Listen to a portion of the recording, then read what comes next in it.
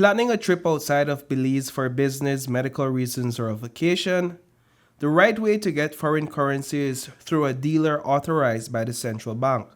Central Bank Governor Karim Michaels explains how it works. This is fancy terminology for a domestic bank who has been given the authority to sell foreign currency within our system.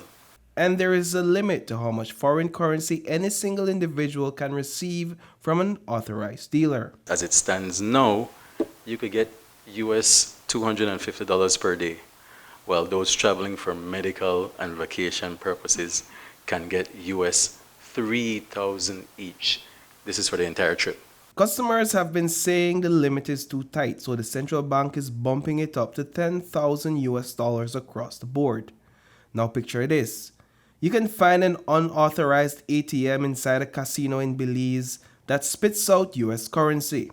You could skip the application process, dodge a trip to the bank, and fly under the central bank's radar. After weeks of investigation, it turns out that Caribi Bleu Casino in San Pedro has been running an unauthorized ATM that dispenses US currency. An undercover operation inside the casino caught the machine in action, spitting out US bills with just a credit card swipe.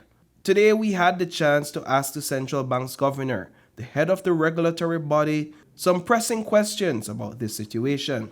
What sort of investigation has the central bank launched into this as a part of your mandate to secure Belize's financial sector?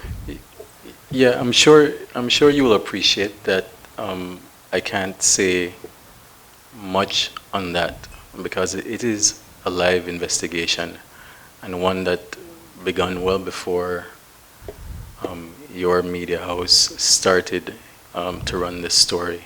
Governor Michael confirmed that the central bank is looking into Caribi Bleu Casino's use of the unauthorized ATM. News 5 learned that although the ATM was reported to the central bank months ago, their busy schedule delayed the sting operation until a couple weeks ago. Michael explained that these unauthorized transactions can upset the local foreign exchange market, as US dollars can be sold at any price set by the dealer, creating a parallel market and a dual exchange rate. Is it a common practice to have ATMs and casino machines in Belize under the National Payment System Act? Absolutely not. In fact, it is unheard of in Belize. News 5 has confirmed that this is the first such instance where a casino in the country has been operating an ATM, more so one that dispenses US currency. So how did Caribi Bleu Casino manage to pull this off? The short answer, with some seriously sophisticated tech skills. How is it that a casino can operate an ATM undetected for a period of time? I got a better question. How is it configured? Yeah. News 5 has confirmed that the ATM machine inside Caribi Bleu Casino was connected to a tower in Miami. Through this technology, the machine was able to process a user's banking information and dispense the amount requested from the US currency loaded into the machine. One of the big questions right now is, where is the US currency in the ATM coming from, and could it be tied to money laundering?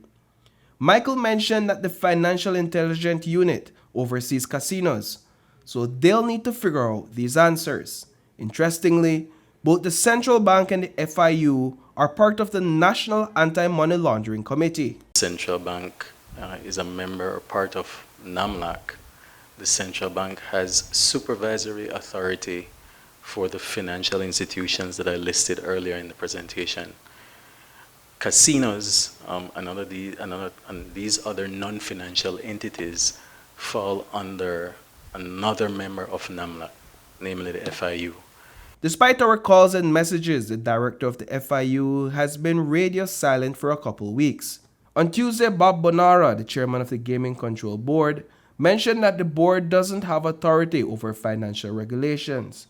However, if the central bank or the FIU flags an issue and brings it to their attention, they'll take action.